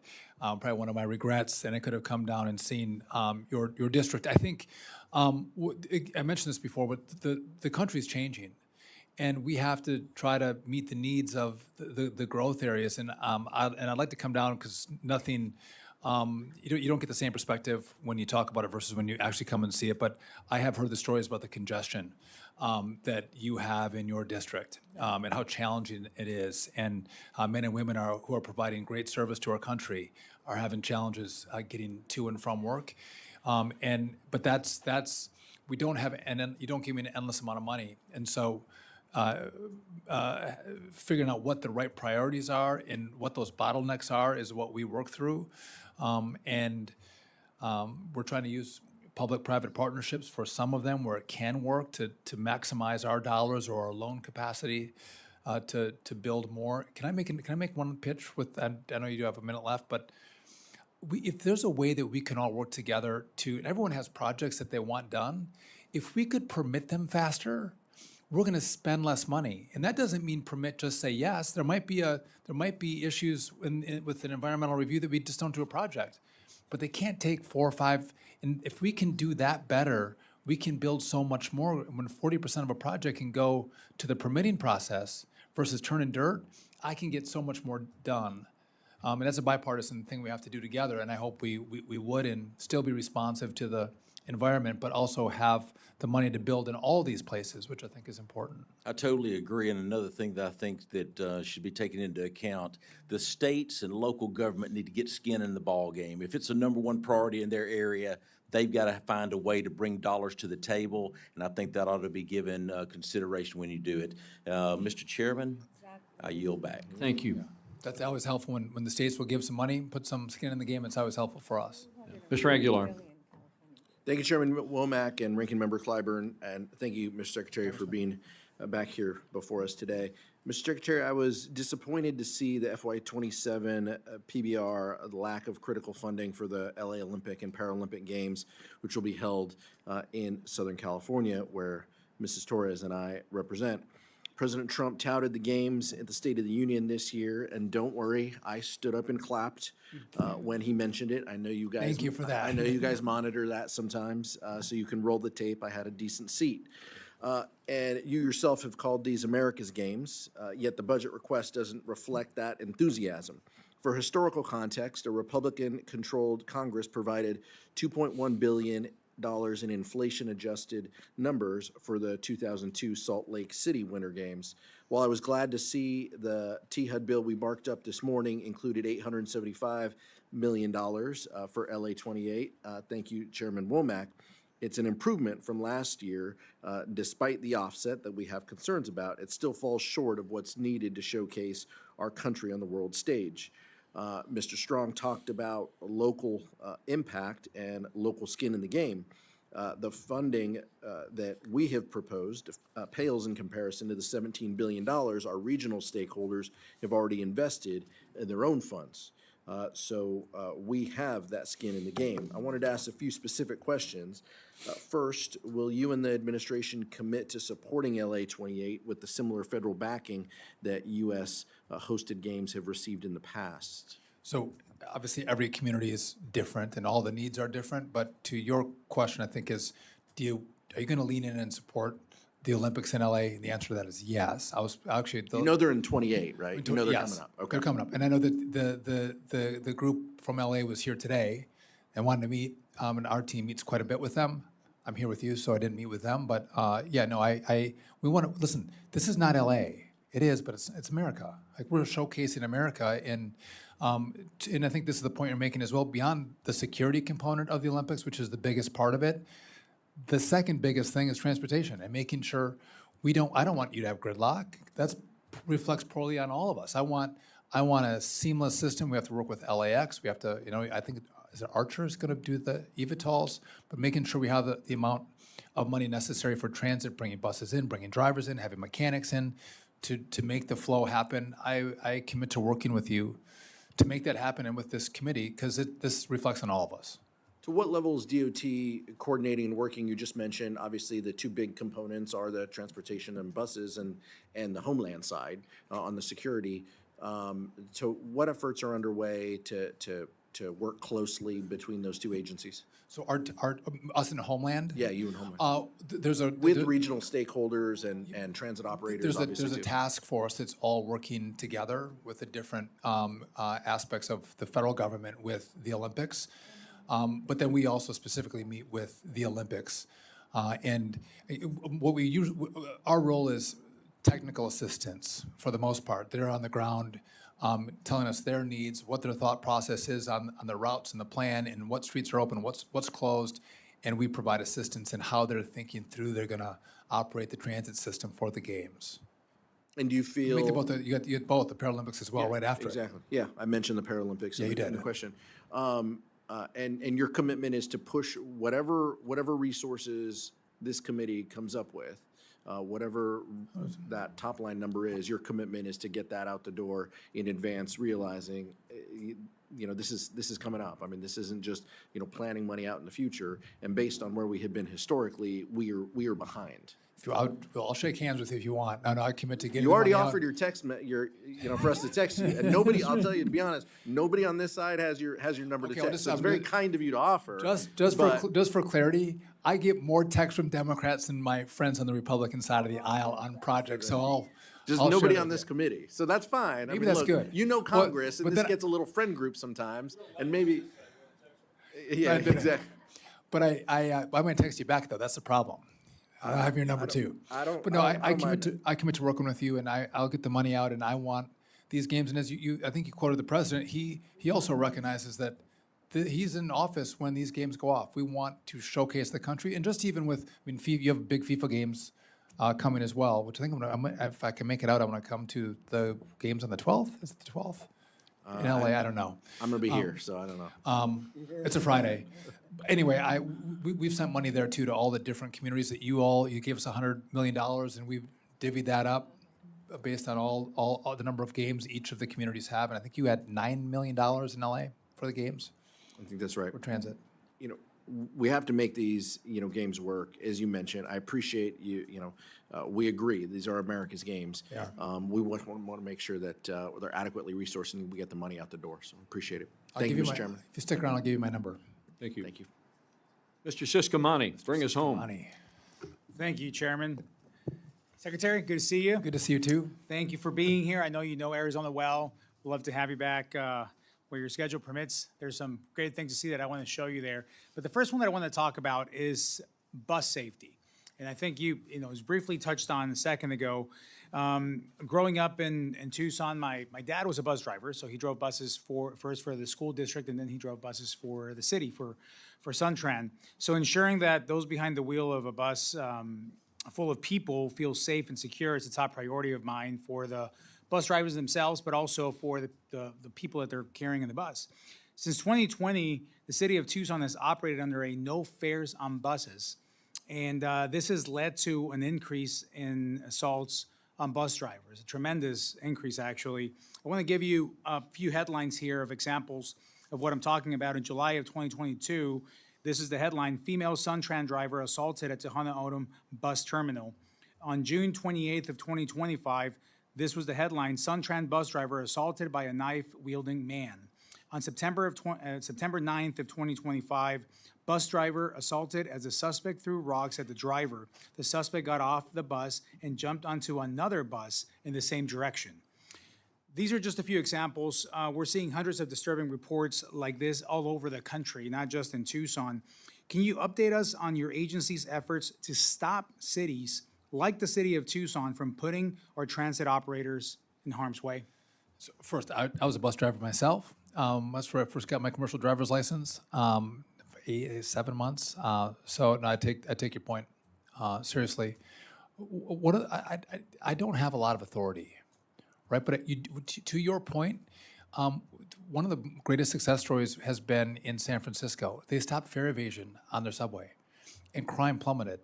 There's a correlation. If you open the systems up, you start to see more crime and the criminal element come in.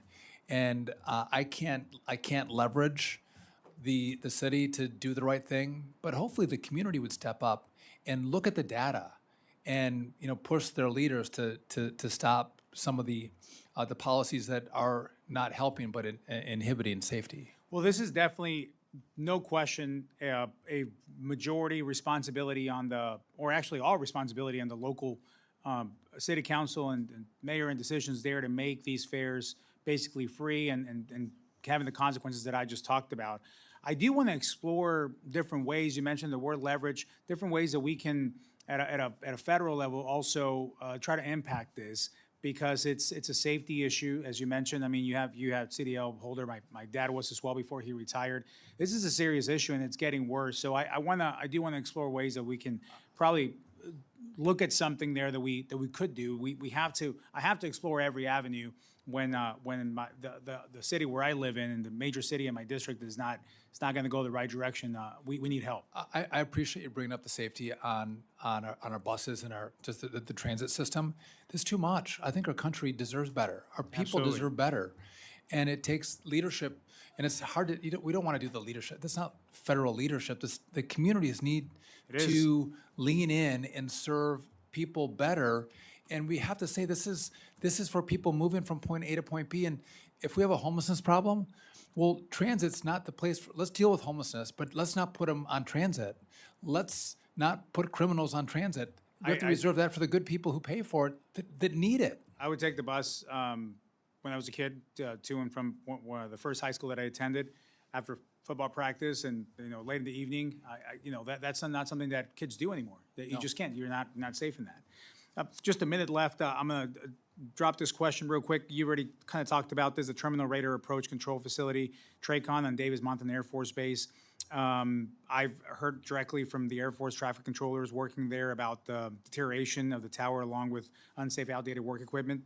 Would ADOT be willing to look into the infrastructure needs here of what we were seeing on the air traffic control overall? I would welcome that. Just the needs are so great. And we're getting out $1.7 billion that we had. That money's moving. Some of the towers are not ready to take it, but I'd be happy to work with you. But there's a huge need you guys are gonna have to deal with in the out years here, and everybody has a problem. By the way, Congressman Clyburn's getting money for his airport. The air traffic controllers work hard, and I think this is one of the most bipartisan issues we'll find. We all need 100%. this, and we'll glad to work with you on that. Mr. Chairman, I yield back 2 seconds. American safety. Thank you, Mr. Siscomani, and that completes our round of questions. I'm going to, before I close, yield to my friend, the ranking member, for any closing comments he'd like to make. Jim? Well, thank you very much, Mr. Chairman, and thank you, Mr. Secretary, for being here. I'm a great lover of history. I am not proud of all of our history, but I love all of it. In South Carolina, we have 3 National Heritage Corridors. The South Carolina National Heritage Corridor, the Gullah Geechee Heritage Corridor, that's the Low Country, and we have the we call the Southern Campaign Heritage Corridor. That's a Southern campaign of the Revolutionary War. I don't want you all to mistake our reputation for having started the Civil War. I studied the Civil War, but I'm not proud of the heritage. So you're invited to South Carolina, because all these heritage corridors are in South Carolina, though I don't know what congressional district they're in for another week or so. But I would love to see a tour like you've conducted to bring attention to the real history of this country. I think if you consider a trip like that to one or all 3 of these heritage corridors, it would be welcome in South Carolina, and I think it would highlight a history that all of us ought to grow to be proud of. Now, we also have 3 national parks. And you can come and go to the national parks. All 6 of these 3 parks, these 3 heritage corridors, are creations of yours truly. And so I would like to have you come down and bring some attention to it. I think your road trip will do that for us. I don't Look forward to doing that sometime between now and November. Congressman, can I just quickly, 30 seconds? Sure. I can't tell you what and where the road trip went, but they could have gone to Charleston, and they could have gone to the marina there that goes from the mountains all the way down through into the ocean, and it's a beautiful place, and I'll take you up on your invitation. But just if I can make one last point, the infrastructure needs of South Carolina. You mentioned the growth of South Carolina. It's per capita, not total growth, but per capita growth. It's huge, and there's real needs of roads and even evacuation routes in South Carolina. Thank you. Thank you.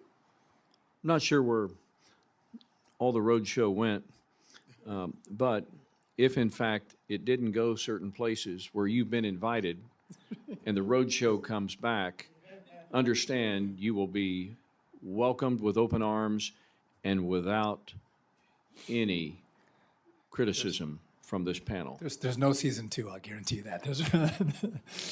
We appreciate you. Thank you very much. You will be most welcome in the great Northwest Arkansas. The chair detects that we have a few interns that are in the audience here today, maximizing their opportunity to see government in action from a very practical standpoint. Mr. Secretary, if you would, when this is over today, if you would stay for just a moment, give these kids an opportunity to engage you in conversation, maybe take a picture. I would love that. It'd be wonderful. Our time is concluded. I want to thank everybody for being here today. There may be some members who have remaining questions that they need answered, and if that's the case, submit those questions for the record. Please do so promptly. Secretary Duffy, again, thank you for your time.